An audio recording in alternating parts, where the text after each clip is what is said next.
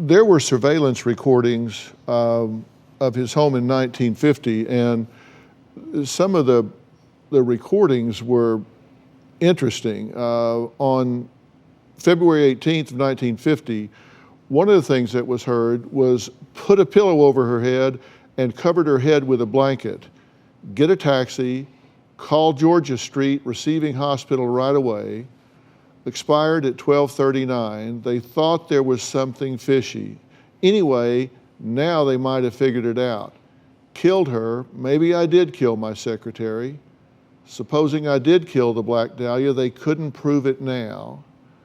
They can't talk to my secretary anymore because she's dead. They had bugged the house? Right. 18 detectives, 24/7 for 6 weeks. And they took my dad in for questioning on the Dahlia case. And while he was in downtown, they put live microphones in the walls, ran a hard line to Hollywood Station 4 miles away, the station I would work for 17 years in homicide when I grew up.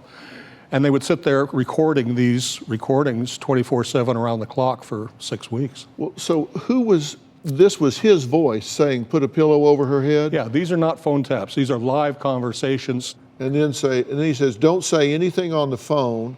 It is tapped. I have your phone number. I will have to go out to call.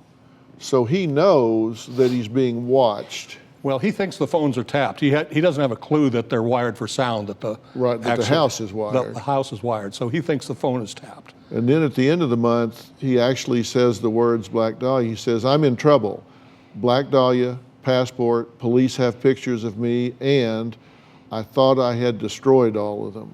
Right. And those are excerpts, but at that point, he thinks they're on to him about that case. Absolutely. I mean, actually, my mother had been interviewed a few days before.